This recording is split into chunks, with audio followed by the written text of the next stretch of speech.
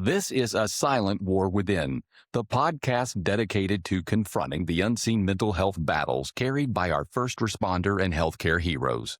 This show is about real stories, real struggles, and real ways to survive the storm and come out stronger on the other side. For too long, stigma has kept you silent, but this is your space to bravely break that silence, share vital insights, and build a community where your well-being truly comes first. Because your service deserves unwavering support. Welcome, everybody, to A Silent War Within. We are very excited to have our guest today. He's not only a good friend of mine, but he's also a flight paramedic, been in the armed services, fire department. He's done everything. His bio literally reads like a roadmap. And I really love that about him. He shared some pearls with me just recently at the EMS conference that we attended together. Absolutely loved having conversations with him. Felt like then he'd be an awesome addition to the show. So Rickie Smith, Rickie, how are you? Good, brother. How are you, man? I'm doing great. Very, very good. Glad to see you here. So tell us about some of your story. I always like to start off the show that way and let you tell your story. You've done everything from flying in Blackhawks in Afghanistan all the way to playing soccer at Mississippi and now flight medic, right? So tell us all about your Yes, sir. journey.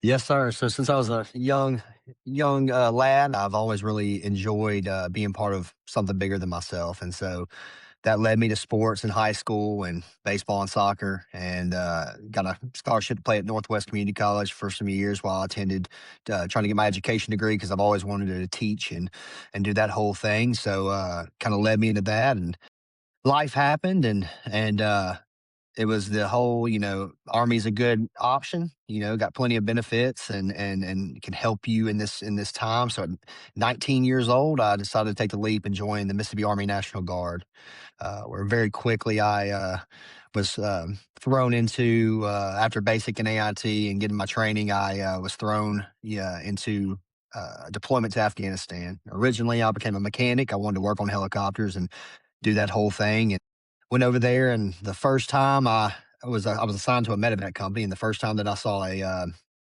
medevac, I was hooked. There was no turning back at that point for me. I was going to be a flight paramedic one day. I didn't know how I was going to do it, but finished the tour and did my mechanic thing, and got back on December 13th of 2012, and on January 6th of 2014, I immediately joined EMT school and kind of went about it, and went to Horn Lake Fire Department, hung out there for a little while as a firefighter medic. They gave me an opportunity as an EMT to come on as an EMT driver, and then finished up paramedic school, and then moved into the fire medic side, and then Southaven, went over there and did the Southaven thing, fire medic, for some years, and really enjoyed that. Love the fire department. It's very, very easy transition from the fire department to from the military. So, and then went to Aerovac for a little while after I got the EMS supervisor role for about a year, and then I went to Aerovac and flew there for about a year and a half, and then came on over to Wing when I was eligible. So which is where I've always wanted to be, close to home. This is my community. I grew up in this area, and just really enjoyed the Wing, and still really really enjoy it. Yeah, awesome place. Y'all got a group of awesome people over there. And I'm, for one, glad to work alongside of you and many others like you. So, one of the things that stands out to me about your story and reading through your bio and having text conversations that we've had over the last week is one of the ways that you really discovered your passion, like you mentioned, was when you saw the medevacs, when you were in the helicopters, when you were kind of being around that atmosphere. So, when did you kind of start to realize that this was going to be what you did? And did you ever have a moment where you sat back and said, there's more to this than what I think it is? Oh, from day one. Like I said, I fell in love with it, but I also knew the challenges of that job. As a crew chief, when I was working as a mechanic, I worked alongside of them. Anything the medic needed, I handed it to them. I would help with CPR if we had, a traumatic arrest in the back. I was very, very much so involved in patient care even before I knew how to take care of patients. I worked on helicopters, but at the end of the day, I was working on patients just as much. And just being a part of that medevac unit kind of got me involved in that whole thing. And like I said, once I saw that, it was over for me. I knew that medicine was where I wanted to go. Yeah, but while you were in Afghanistan, did you have like, I mean, at that time, it was still a pretty dangerous place, right? I mean, it Absolutely, was not a we were flying three to cakewalk. 5 minutes. Not at all. We were flying about 3 to 5 medevacs a day. Very busy area of the country at the time. I think that I was so young at the time. I was 22 when I uh, actually got to Afghanistan. 21 when I was moving, kind of going over there, and I just wasn't ready for that type of. I wasn't prepared for that. I didn't know what I was getting myself into. And so you don't know what you don't know. For me, the realization was when those first bad patients started coming into the helicopter, and it was time to go to work. And the problem with that was I didn't know what work was. I had to learn on the fly. And for me, that was, as Yeah, you know, sometimes it's not the best time to learn, but you do learn things and you trial do. by fire. So You that was do. my big thing Absolutely. there. Absolutely. It's so interesting to me always to have people on here that I know. Like we had Callan on, we've had a few other people that I've been close with. And it's always so interesting to hear how you got to where you are now because you and I have known each other for a year or so now. Right. And I just know you as the hospital wing flight medic. And, that's what you do. And you know Absolutely. me as manager or whatever for a different organization. And one of the things that I always find so interesting is like hearing people's story, hearing where all this originated, hear where the passion comes from. And you can hear it in your voice when you talk about it. Like you're still passionate about this. Very much so. Very much You, so. s- Best you, job I've ever had. Yeah, you still like it. And that's saying Absolutely. something. A lot of people throughout their Absolutely. careers, burn out and just don't enjoy it anymore, don't love it. I was always the one like you that even some of my last days on the ambulance, I was like, this is the coolest thing. It is. It And really is. it's not as cool and as awe inspiring as a helicopter, of course, but it was my level of cool for sure. So I always enjoyed it. One of the things that and you guys know how I write my interview guides and everything. I've discussed that on the show before. But one of the things that through my conversation with AI that it put in here when I'm conversating about the Rickie Smith, like that's kind of the way I approach it is just kind of talking about what I know and what you've given me and other things that I've heard and seen and dealt with.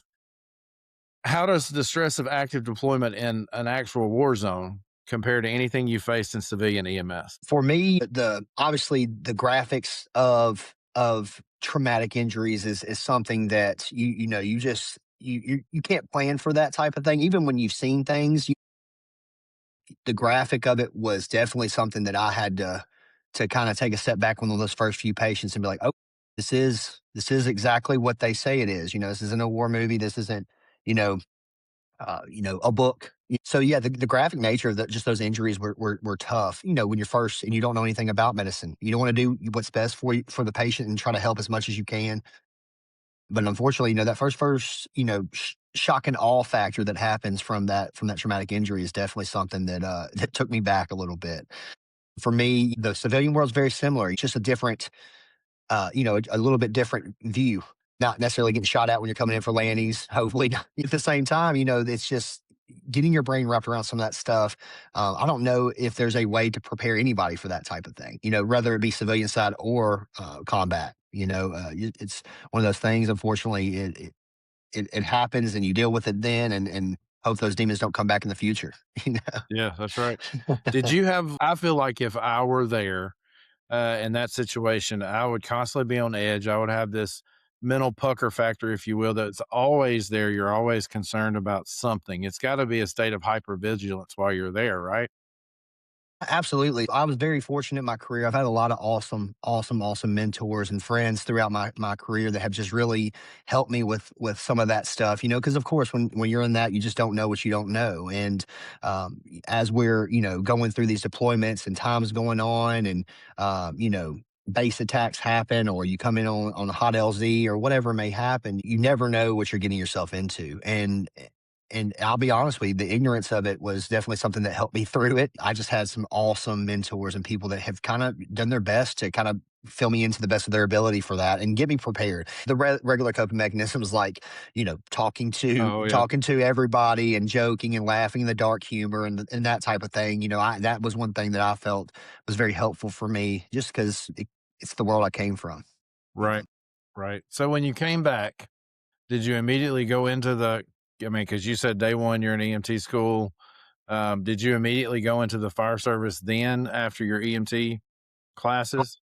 Yeah, after my EMT classes, I got on about, I guess, about 2 months in my paramedic school. I got on at Horn Lake Fire Department. It may have been a couple more months. A couple months after I got on there, I was on a private service in Memphis, just biding my time. I got the opportunity and was given an opportunity to go apply and interview for an EMT driver position at Horn Lake Fire Department. Just a blessing at the time, because I knew that 911 was where my heart was, and I knew that that was eventually where I would start my career out at. And so they gave me the opportunity, and it was just a blessing. I got in there. I met some awesome people at Horn Lake, and learned learned so many things. They stuck with me and sent me to fire school right after I got out of paramedic school, and I became a fire medic there. And they really supported me through all of that. It was a great department to work for. I was very, very fortunate. Was it a hard transition to go from all the time combat medicine, well, most of the time, I'm sure, critically injured patients coming to a 911 system, that the reality of our world is that not everybody is in any immediate life threats? Was it a transition going from one to the other? Yes, sir. And for me, I think it was definitely a transition. Coming over, you have this, like I said, false sense of people or call an ambulance because it's the worst day of their life. And maybe it is. Maybe that's subjective when we talk about the worst day of people's lives. For me, that was something that I had. It was a learning curve for me, and when I came back, it was definitely something some of those mentors helped me with, to kind of keep my mind right. It helped me have an understanding of kind of what was going on. So yes, it definitely was a learning curve, and the transition was just going from 90 to nothing, hot and heavy in a combat zone, to these calls where they're calling because there's bad things happening. The only way they can get these patients out is by helicopter movement. To coming back to the civilian world was where you may go to a house at 3 o'clock in the morning, for a stub toe, and that's just part of it. But for me, I think the thing that somebody told me a long time ago was, it's not your emergency; that you're there to do a job and to take care That's of these right. patients. And that's kind of what I kept telling myself, and still what I tell myself today is just that, is they're calling for a reason. And all the best thing I can do is help their day out by taking them and getting them help that they feel that they need. And one of the things that I think I noticed very early on about myself, and my family notices it too, and I'll tell this quick story. My wife came and did a ride along with us, uh, probably 8, 10 years ago now. And I had to jump out of the ambulance and pretty forcefully calm some parents down because they were really affecting their child's well-being by the way they were acting. And you have to use kind of a forceful tone. And one of the things that my wife was like, "I've never seen you be like that. I've never seen you be that aggressive and forward." And I think there's a natural character development that happens where you have almost two different personas, and you have to. I mean, you have to have a work persona that you're going to take care of patients and you're about your business. And then you have another persona that can be at home with the kids and very soft and loving and father like. Um, do you feel like that you unfortunately had three different personas? Do you feel like you had a military persona that you had to kind of turn off when you came into the civilian world? Absolutely. That's such a great question. And it kind of just goes to that point, is when I came back, when in the military, it's a little bit different. The rank structure and how things are kind of built there, it's made for, service, right? So you have a supervisor, and your supervisor pretty much dictates what you do. And then when they say it means you do it. There is no getting around that, or whatever else. Coming back home, and being a dad, because I was a young father, and coming back, it was an adjustment. I'll say that. Coming back to my home life, I'd missed a lot. That was probably the toughest thing about them, and still is, being still in. Because I am still in the guard. That's one of the tougher things about being gone for so long, is you're coming back into a world that somebody has been taking care of business while you've been gone. I tell people this all the time, that the hardest job on a deployment is the people back home. At the end of the day, for me, that was a huge transition. And coming back home, you just want to fit in and do your best to help where you can Yeah. because you've been gone, but somebody's been doing that for a year without you. And that for me was a hard transition for me. When I came back, I just wanted to help. And unfortunately, I ended up probably getting more in the way more than I helped. Yeah, because people So develop routines over that time, and absolutely. mom's got Absolutely. it all together, and she's got the way Yeah. the system works, and you throw an Yeah. extra cog in that, and That's right.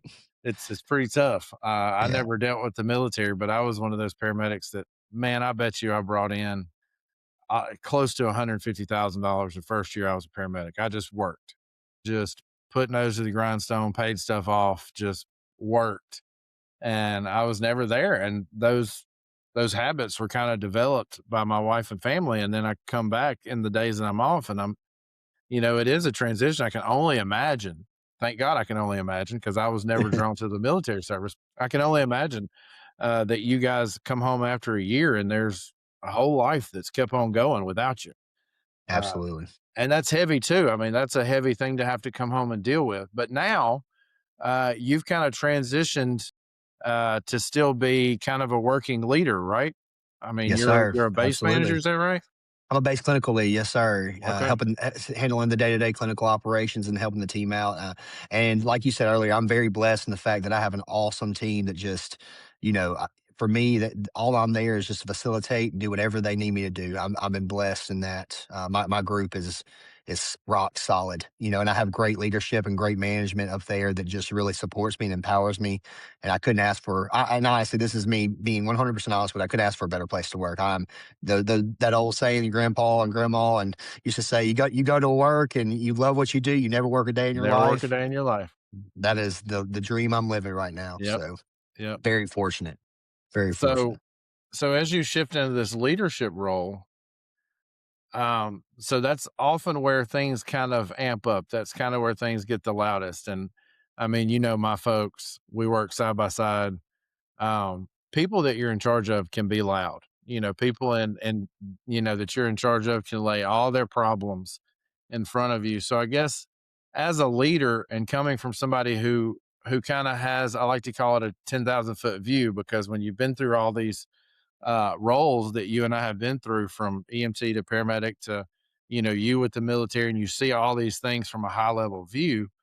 Um, how do you feel like from leadership that we've failed in providing for our teams? What are we missing from the leadership department? I think in the world we live in today, you know, problems are out there in the open, right? We can see them. They're on social media or whatever else, and a lot of times people will post things on social media before they talk to somebody in real life, and or not even that, or maybe they hide it very well. They may mask it, and for me, I just think as a leader, I speak for myself in the fact that I think on the grand scheme, we have failed is we don't know our people like we used to. I think EMS is what I can speak on is sometimes we put people in positions just because they've been there for a long time, but that doesn't necessarily make them a good leader.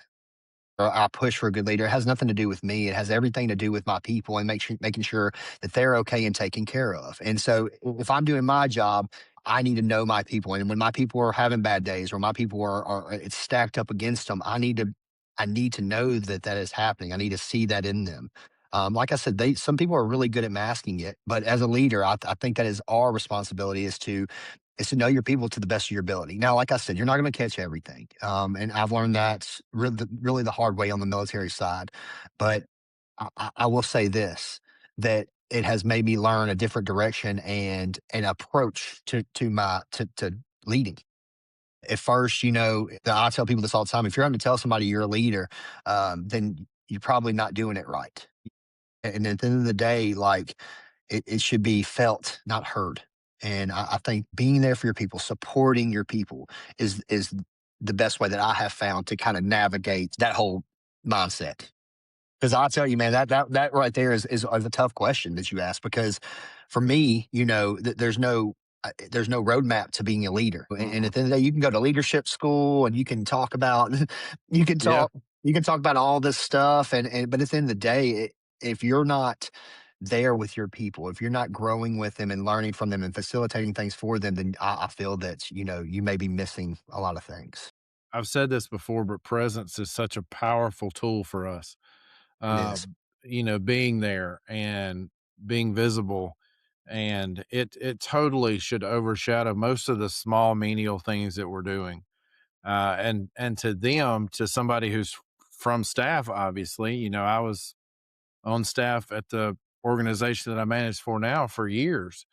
And it made all the difference in the world when we had leaders that would come in and just sit with us and not even 100%. talk about anything that was going on, like, oh, the system's doing this and that. No, just sit there and be a part of the team, because you are, at the end of the day, even though you're the leader, you're still part of the team. Absolutely. Everything Absolutely. I you're couldn't say doing better. is to motivate them and to give them the things that they need to succeed. And I think we lose sight of that. And I think many leaders in EMS have lost sight of that, that we think of ourselves as management, and we get in that kind of mindset of we're over someone or we have authority over somebody. And at the end of the day, we might on paper, but in reality, we should be right there next to them doing the same job that they are and pushing Absolutely. for the same desires that they have. And I think that brings you closer to your people and allows them to open up to you, and be and understand that, hey, I've been through it too, or maybe it's something completely new or whatever, but at least you're there and like you said, visible, and where you're tangible, you're there, they can touch you. At the end of the day, they they know that you're going to be there for them because that's what you've been the whole time. And I really do think that that's been very helpful in my career. And one of the things that I learned very early on is it means a lot to have somebody that will just listen to them, even if it's complaining, even if it's something you don't necessarily want to hear, or you may think internally that that's invalid, that that's not what's happening. It makes all the difference in the world for you to just sit there and to let them get that out, and to listen to them openly and honestly. Yeah, be their sounding board. Yeah. Absolutely. And sometimes Absolutely. they don't even require feedback. They're just wanting somebody to listen to them. They're just wanting to feel heard.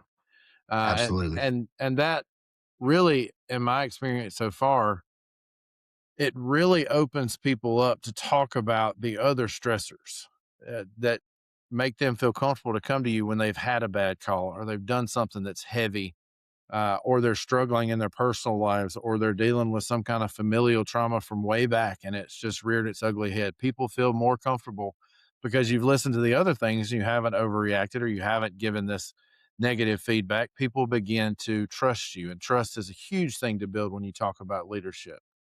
But talking about some of those stressors, how how do you feel like the stressors were different coming from a fire ground-based EMS service coming to an air service? Because I feel like that's, to me, in my mind, for myself, and of course I'm in the pediatric world, so it was a huge shift for me.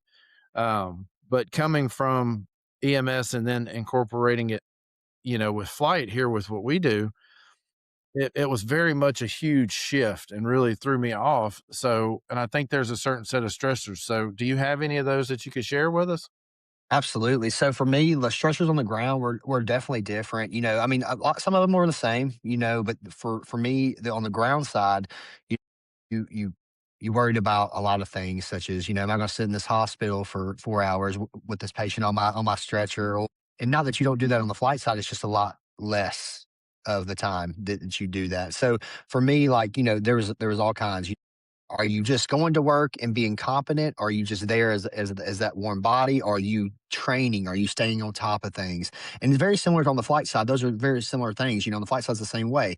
I think on the ground side, I was seeing burnouts a lot of times just because of the sheer volume that Mhm. was being thrusted on these poor paramedics. Especially when I took the leadership position, it was very, very, very tough for some of these younger paramedics. They were not ready for 10 calls in a 24-hour period, which is, in some services, that's nothing. But, Yeah. when they go from 0 to 100 very quick and they're 19 years old and you're trying to be there for them and let them know that this is tough right now. What can we do to help you? And there's sometimes not an answer for that. You know what I mean? And the patients are going to call, and there's going to be busy days, and I think that for me was a huge difference. Is just trying to be there. The constant burnout. The station life was, like I said, both the departments I worked at were just phenomenal departments, and they did a lot for their people. But even in that case, that you can't plan for everything. And I think that was the big challenge for my younger paramedics and some of my people that I got to work with over there was just volume of calls, the acuity of calls. It would go from you just got done working a cardiac arrest to now you're going and dealing with psych patients, and it just the fluctuation and the differences in calls is also something that stressed them out. Oh, absolutely. I mean, ground EMS is centrifugal whiplash. I mean, it's just Yes, one to the other, and it can be across this broad spectrum, which I know flight can be too. But the one thing that I think I found very different, I don't know if I'd call it a stressor, but certainly a growing thought, even from somebody who only flew a couple times. Um, but it was the safety aspect of it. Even from the guy being left behind, like there was a lot to think about, and getting our critical care team prepared to fly and thinking about them while they're in flight and watching the maps and things like that. So I think that safety aspect causes a huge stressor for you guys too. absolutely. Since I have been around helicopters my whole adult life, that's always been something in my mind, and mainly my whole career I've been around helicopters. And but I will say this: my family, they don't have that. They've been around it too, but it's just in a different capacity. And I know that they worry about that whole world. As I got older and value my time at home as much as I do, I started worrying about it more than I used to, for sure.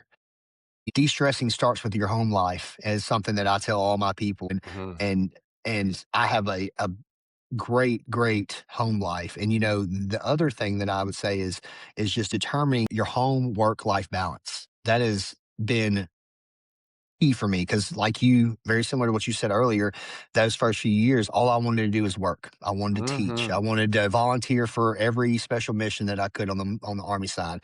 I wanted to go and do all the classes on the fire side, and I wanted to go and do all the EMS refreshers and everything that I possibly could do. And because I thought that was what I needed to do to get better. And like I said earlier, your family are the ones that suffer. And so now that I have started to really dial in my family work life balance, it has just de- helped me de stress in a lot of scenarios because I have an amazing wife. My wife, Melanie, has always been there for me with this type of stuff. She's been very supportive of everything I do. And my kids are the same exact way. So that right there just, has always helped me tremendously. And they've grown up. I mean, your kids obviously have grown up with that environment where mom has taught them that type of love and compassion to be supportive and to, be a cheerleader for dad. Like, and my wife's the same way, and I absolutely love that about her. Uh, when I started to think about, oh, I think I want to do a podcast. Um, and to be honest, it's something that does take time. It takes a lot of work. It takes a lot of dedication. I thought it was going to be one of those things that she was like, "You have lost your mind," and it was not. She just cheered me on and still does, and I'm blessed to have that. And my son and daughter are excited about everything that dad does. They like watching the little clips. They like being in my lap while I'm making the clips, and so that's always fun. And now that we've now gotten, I don't know if you know Angel.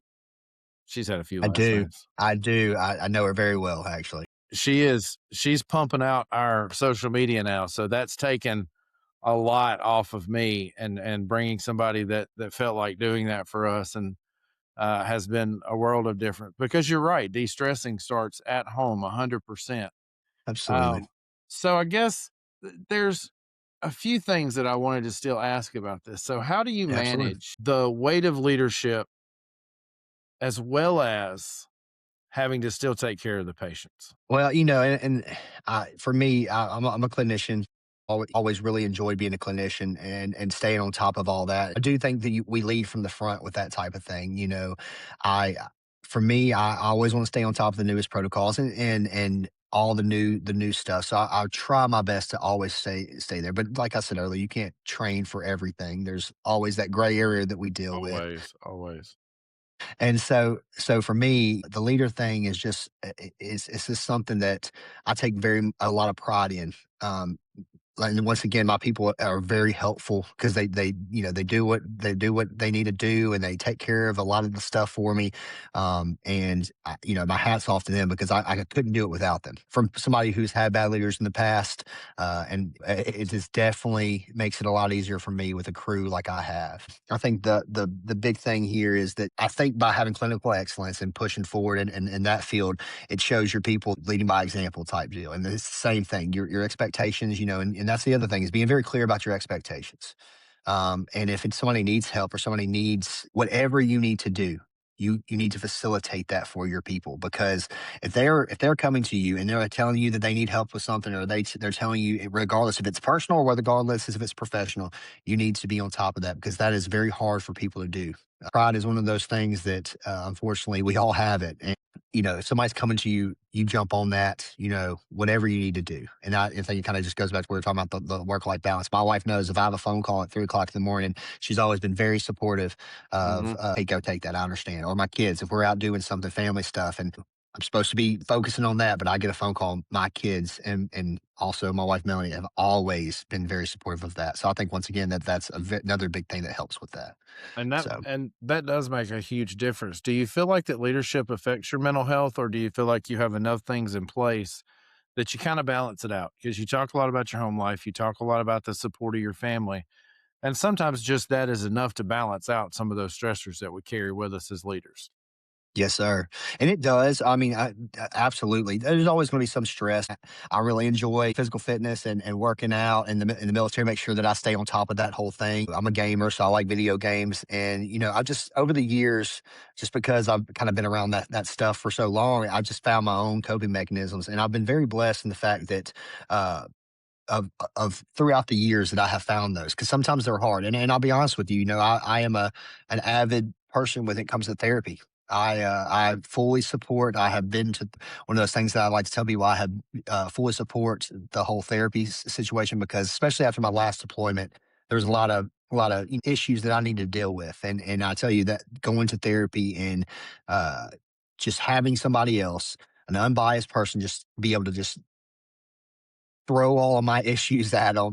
It Mhm. was very, very, very, very helpful for me. Like I said, it may not be, for everybody, but for me, that was something that another blessing that came along my way Yeah. was finding therapy. And same So for me. I mean, that's one thing I've said throughout the entirety of the show. Like, the draw to therapy for me is that they don't have a clue who I'm talking about, and even if they do, they can't say nothing to them. that's right. It's I can go in there and just air out everything that's bothering me and leave it right there and unpack it for a little while and loosen up and be okay for a second and have enough room inside, and this is gonna make sense to some, but have enough room inside to finally take that deep breath in and to just Absolutely. relax for a second because it's all out. Absolutely. I'm not holding anything in, it's all out. So I love the unbiased part. That's my favorite part of therapy is Me that too. somebody is completely unbiased. They have no idea who I'm talking about. And for those of you who know who you are, you know who you are. You're in the you're in the conversation. That's right. Yeah, That's right. absolutely. But I always encourage people, don't use your husband or your wife or your dad or your father-in-laws for your therapist, because there's always going to be a bias somewhere in there, whether it's meant to be a bias or whether it's one of those that we don't actively think about. That if you go to your for years I was real bad about going to my father-in-law for advice. Well, of course he's biased. I'm married to his daughter. I can't talk about her to him, you know but people will do it, and I'm like, that's not a good idea. Absolutely not. So you watched, well, not just watched, you and your comrades, the people you served with, were in a place where you got to witness literal hell. The injuries, all the things that you saw coming into hot zones. You mentioned a few of these that to me seemed like the worst place on the planet. I'm sure it had its silver lining somewhere, but you've seen all this stuff and you've experienced all this stuff, and then you come back here and you're doing the fire service and you're continuing to see this cumulative trauma. Really, is the mental breakdown similar when you talk about soldier versus paramedic? Found question. I love that. It is. I would say that I think that they're both have their issues on just the normal trauma of that you see in the stuff, especially on my second deployment with that whole thing as a flight paramedic this time. Because when I went over that the second time, I was not a mechanic. I was a flight paramedic. If I had a bad call or whatever, the first time, it just, I don't know, maybe because I was so young or maybe because, I wasn't the medical personnel in the aircraft at that time. Um, I didn't hold it as much. And I saw a lot more on my first deployment than I did my second one. But on the second one, some of that stuff just sticks with you, especially when you're the one providing the care. Just as when you're at home and even back in the civilian side. Um, so for me, that was the transition was more on that lines. I have more skin in the game that second deployment as opposed to my first deployment. Like I said, maybe it's because I was, not the one in charge. I was just doing what I was told or whatever it may have been. When I came home to the civilian sector, I think the big thing I learned from those was to not make those mistakes again, because that's what another thing that we do in medicine is we're going to make mistakes, and that we just pray that we learn from them. You know, Absolutely. Absolutely. So was there ever a time when you realized that like this pushing it down's not working anymore? Like it's coming up one way or the other? That second deployment, once again, that's when I really started with therapy, and going back. And I tell you, it was liberating. Everybody handles trauma differently. For me, I was very blessed in the fact that I tell everybody it's like a TV show for me. When I go on these calls, especially the bad ones, I turn it on when I'm watching it, and then whenever it's done, I just try to my best to turn that TV show off. And so for me, I really tried that, but unfortunately, that stuff always catches up with you in the end. And I think that's where that good home life and talking to somebody and getting it out was my blessing. And then, of course, my belief in that higher power and God. That was another big thing for me that Absolutely. helped push me through that. Once again, blessing for sure. I did civilian EMS for, excuse me. I was an EMT for 7 or 8 years and then got my medic and have had that for almost 12 now. And for the first 10 years of my career, I mean, I saw stuff, but nothing ever bothered me. Like Right. I was able to do the TV channel thing. Like I was on when I was on, and then I was done with it, and I could, wash my hands of it, and that was it. But then probably I think it was 2013 or 14, I had a house fire that we had to drag a body out of, and just hit me like a ton of bricks. I didn't know I was capable of feeling some of the things that I felt in that moment. They my coworkers always laugh and joke because I've had a few really bad incidences, and they have to call for a second unit. And when they pull up, they always say the joke now that it's bad if you pull up to the scene and Kevin's sitting on the back of the tailgate smoking a cigarette, because I don't smoke cigarettes. Right. Um, Right. and I'd have a cigarette out there. Who knows where I was getting these cigarettes from? Either a partner or the patient. Who knows? But they always laughed and said it was bad when old Kev was sitting on the back of the ambulance smoking a cigarette.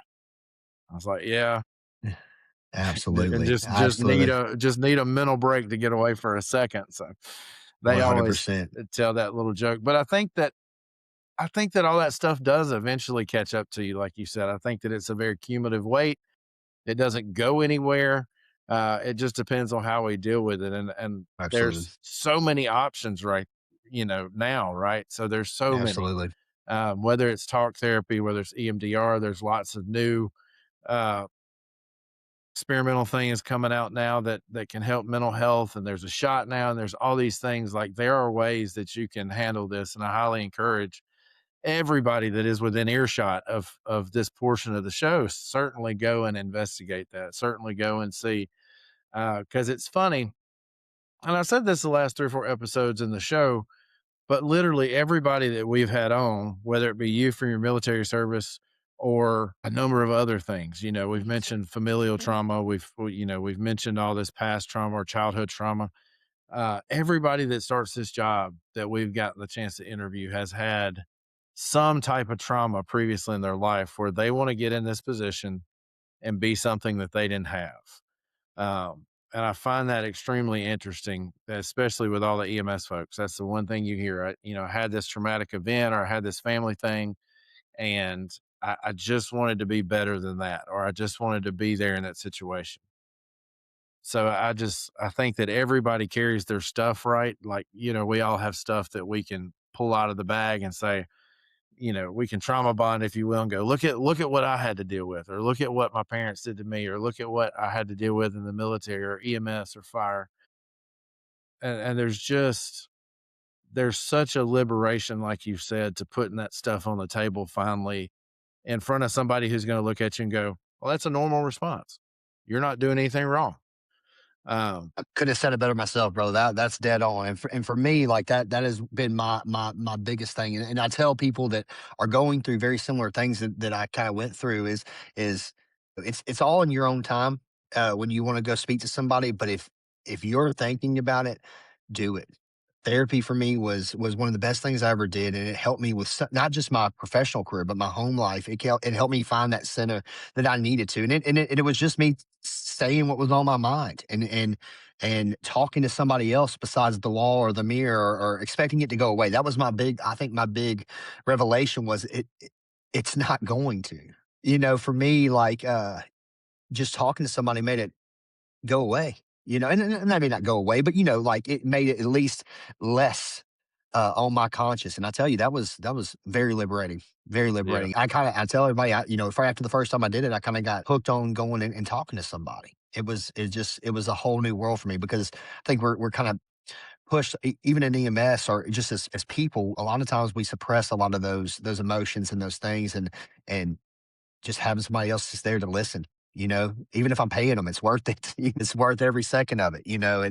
I really appreciate it. And then of course the people you work with, that trauma bond that you spoke Oh of, and yeah. that was the thing with the military, and very similar with the fire department, and even on the flight side, these people are going through the same things that you're going through on a different scale, maybe, but at the same time, they're there with you in the trenches. And I tell you, that's another group of people that's your tribe, or whatever you want to call it, that has been always been helpful for me, is just relying on those people. And uh, one of the best stories I think was told on this show was told by Callan. And he was with, and I'm not gonna say any names because I'm not at liberty to say those names because that I don't have their permission. But he was with a very, very, very senior flight nurse, that we, or flight medic, maybe it was, but whatever role he was working in. And they had this horrible pediatric call, just absolutely awful.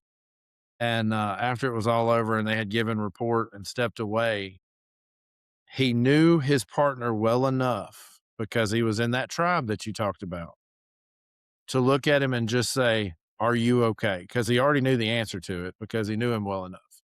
So I think that, and they just took a collective moment to say, "No, we're not okay."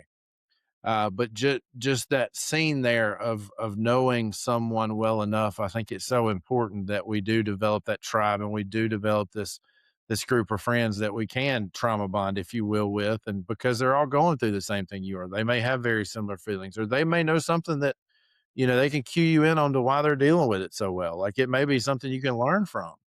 that's Uh, right. I believe there's opportunities to learn all around us, but that was one of my favorite stories that's been told on the show, because he had he had the knowledge of what his partner usually looks like after a call like this, and what he was seeing wasn't it, Right. Right. you know? And that's always the helpful point, is knowing your people. Going kind of back to the leadership thing, is knowing your people. When you see that, go handle it, go talk to them, be there for them, because you may be that person that they need to confide in, because you have dealt with similar things. Mm-mm, absolutely. We've gotten to the point that I always hate. It's always a transition to start to wrap up the show, and it never feels just right. But one of the things that you mentioned as we do start to wrap up is that you're a husband and you're a father, and I'm sure you put those things above all else the same way that I do. Um, how, for you personally, how do you keep the ghosts, if you will, of Afghanistan and of the service and of EMS and fire? How do you keep those ghosts at bay in your own head? For me, those ghosts that you speak of, they're there, and like I said earlier, you're never gonna get rid of those. But for me, not only in my professional career, but especially in my home life, for me, just finding that solace in my family and be in my family being there. How many people out there don't have anybody? And I am just very much so blessed that I have great children, an amazing wife that have always been understanding. And if I need a little bit, they give it to me.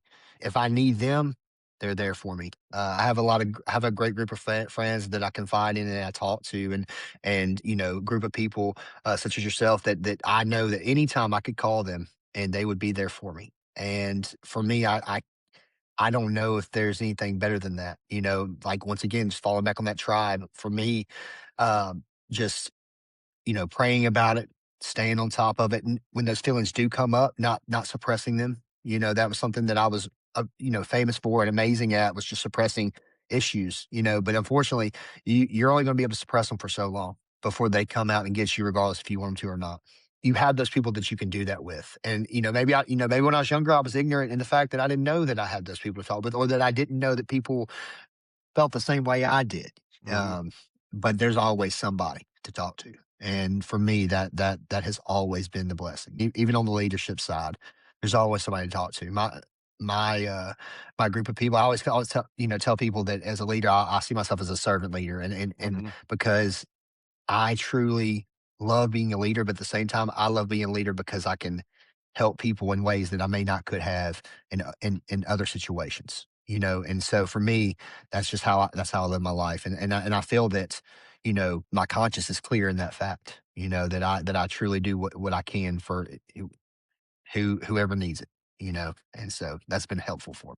That's awesome. That is awesome. So, Ricky, for the veteran or the medic that's listening right now who feels like the system's failed them, someone who's being labeled as just a number, what's your message to them? My message is that you're not just a number. You're not just a warm body sitting in that seat, that you got into this for a reason. And always remember why you got into this. This is a, a service for a reason. That's why they call it human service or whatever. Remember why you got into it, because that's what keeps me going. At the end of the day, when I leave that work, I try to make it the world a little bit better place than when I left it. So for me, that's where I really push for that. You're not just a number. You're very important to a lot of people in your life. So at the end of the day, remember that. And I'm one of those people. I tell everybody this. I don't care if I've known you for years or if I just met you. If you ever need anybody to talk to, I'm always here. I understand what you're going through and have been there in very similar situations. It may not be exact, but at the end of the day, you know, find that person you can talk to or you feel comfortable in, because you are important and you're not just a number. And without you, this world would be a way worse place. So So, very last question. What do you want your legacy to be? When people remember Ricky Smith, what is it? I would like to think that my legacy is that he was a good man.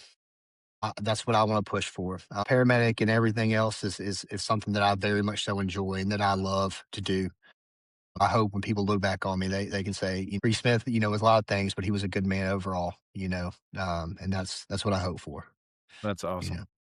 Well, Ricky, I really thank you for everything you've done for our country, of course. And I always thank you for being a friend and being out there and being able to talk about this hard stuff. And thank you for everything you're doing for Hospital Wing. And thank you for joining us. This has been awesome. This is exactly what I expected it to be. It was above bar, of course, always. You're an awesome guy. appreciate it. So I I thank appreciate it, you. brother.